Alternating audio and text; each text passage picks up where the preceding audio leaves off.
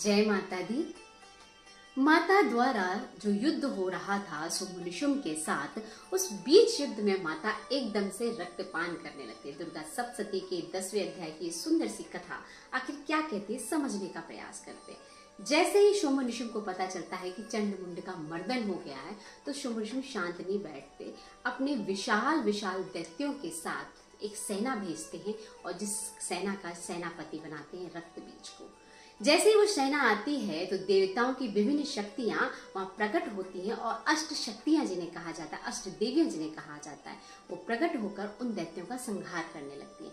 वो अष्ट देवियां मानो ये होती है, जैसे ब्रह्मा जी की ब्रह्माणी होती है, इंद्र की इंद्रिय होती है, विष्णु जी की वैष्णवी होती है, वो नरसिंह की नरसिंही होती है। ऐसे अष्ट शक्तियां वहां प्रकट होती हैं जो उन दैत्यों का संहार करने लगती हैं। जैसे दैत्यों का संहार होने लगता है, लेकिन उन्हीं दैत्यों के बीच छुपा होता है उन दैत्यों का मुख्य सेनापति, जिसका नाम होता है रक्तबीज। यानी उसका रक्त ही बीज का काम करता है, जो भूमि में गिरते ही अपने ही समान एक दैत्य उत्पन्न कर देता है। माता देखती है जैसे उसका संहार करती है चंडी के रूप में, तो देखती है उसका रक्त जहां जहां गिर रहा है वैसे ही रक्त बीज और उत्पन्न हो रहे हैं। माँ क्षण भर की भी देर नहीं लगाती है और अपना खप्पर निकालती है, उसके अंदर उस रक्त को भरती है और उसका पान करने लगती है। ये कथा इतनी सुंदर है कि देखो, याद रखना कि जो माँ रक्त के माध्यम से बच्चे को जन्म देती है, वही माँ आज इस रक्त को धारण करके अपने अंदर पान कर रही है। यानी जो माया को रच सकता है वो माया का विनाश भी कर सकता है। ये बात हमेशा याद रखना। माँ जो रक्त बीज को समझाना चाहती है, वो रक्त बीज है हमारी और आपकी इच्छाएं।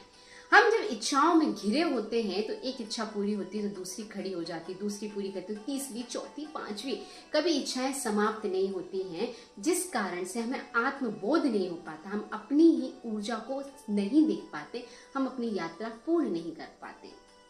लेकिन एक माँ जानती है कि उसके बच्चे के लिए क्या अच्छा है। माँ देखती है जैसे ही आप उसकी तरफ चल रहे हो, आपके अंदर इच्छाएं प्रकट हो रही हैं, तो आपके अंदर आने वाली इच्छाओं का माँ तुरंत पान करने लगती है और आपके हृदय के अंदर उस तत्वबोध, उस आत्मबोध, उस चेष्टा को प्रकट करने लगती है, जिससे आप माँ के समान बनने लगे। है ना कितनी सुंदर सी कथा। आप अपने जीवन में रक्त बीज का संहार कर सकते माँ के बल के द्वारा, क्योंकि इच्छाएं माया में ले जाती है, जो आपके साथ भीड़ तो रख सकती है, लेकिन माँ का स्नेह और प्रेम नहीं। आप अपने जीवन में माता का स्नेह धारण कीजिए। तब तक के लिए जय माता दी।